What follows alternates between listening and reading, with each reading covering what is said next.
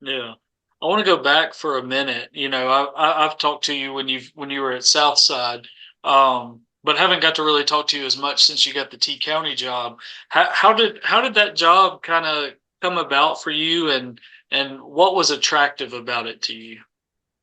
Well, I'll be honest with you. I didn't. I mean, I'd seen where Coach Weingarten had left. I didn't really put much stock into that. Like I didn't look into it necessarily. And then, I got a text. I don't think he cares. I mean, he's really the reason I'm here. I got a text from Sam Adams, and Yeah. Sam texted me and was like, "Hey, you're probably gonna get a call later tonight." And we were scheduled to do like an offensive roundtable at Oxford. I think the week after that, and he's like, "You probably be getting a phone call tonight." And I was like, "I got you from who?" And he told me it was Coach Williams, the principal here. So he called, asked if I was interested. I told him I'd love to talk to him about it. And came ended up talking to him and the athletic director, Mr. Ingram, for probably like 4 hours later in that week. It was pretty informal. I just came over here and sat down. We talked and about what it would look like possibly, and then there's like we're gonna end up calling you back if we're gonna go through our interviews, and we'll end up calling a couple guys back and go through it that way, some formal stuff. And I was like, awesome, yes sir. And to be honest with you, I kind of heard some names of the people that were you know involved in the interview, and I told my Yeah. wife when I got home, I was like, I think I just wasted 4 hours of talking about what we would do. Like I don't have a chance to get that job. Um, and I actually talked to Coach Niblett about it for a little bit, and he was like, I think you got a pretty decent shot. I was like, I don't know. Talked to him, talked to Coach Urban, a couple of guys that I kind of lean on. Talked to Coach Yeah. Curvin, over in Alpharetta, and call me back, go to the interview.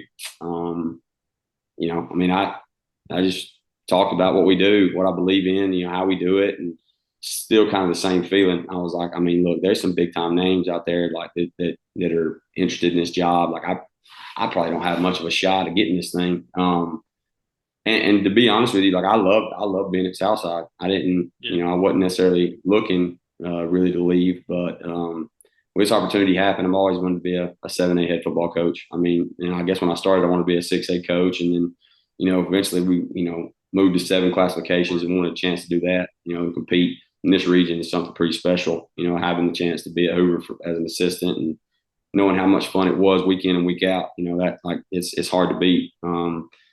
They called me back, and it was a Monday. Mr. Williams called me back and asked me if I wanted to be a Wildcat. So the bad part is like my principal she was sick that day, so I was like, I mean, I want to tell you, yeah. I was like, I just want to tell her first. I was Right. like, can I call you tomorrow? I was like, I mean, I want to say yes. Is there anything I can do? He's like, yeah. I mean, you can go apply for the job. And so, that was one of those situations where like it just kind of happened pretty quick. Yeah. And then, then the hard part happens. You got to tell your kids, that you're leaving, you're going to take another opportunity, and you tell them all the things that everybody tells them, that feels just completely hollow and disingenuous. Because I mean, Yeah. you're leaving them to go do something that you feel like is better for you and your family. And knowing at the same time that you wouldn't even be close to having these opportunities had it not been for them and like their sacrifice and what they were willing to do, and the level of investment they had. So you tell guys all the time like, hey, we want to serve other people, and then all of a sudden like you make a decision like that feels incredibly selfish when you especially when you're telling your kids. And they were man, they were great. I feel like I was borderline depressed the first week I was here, because they were texting me. I was away, I'm away from home. The transition is the hardest part, Oh yeah. I'm meeting other guys here and learning who they are and how they respond to things, and having some great conversations with them, trying to build a relationship with these guys here. And, all the while, my guys that are still back in Southside are texting me like, hey coach, how's the first week going? Everything good, and that means, a ton to me. And then, the more I'm here, the more I get a chance to build relationships with these guys. And so it's been it's been like anywhere. Everybody, if you can, don't matter who they are, if you can add value to them and help them get where they want to get and help them be successful. I think you have enough genuine conversations with people that kind of realize like what your heart is and what you're trying to do and what you want to accomplish. Yeah.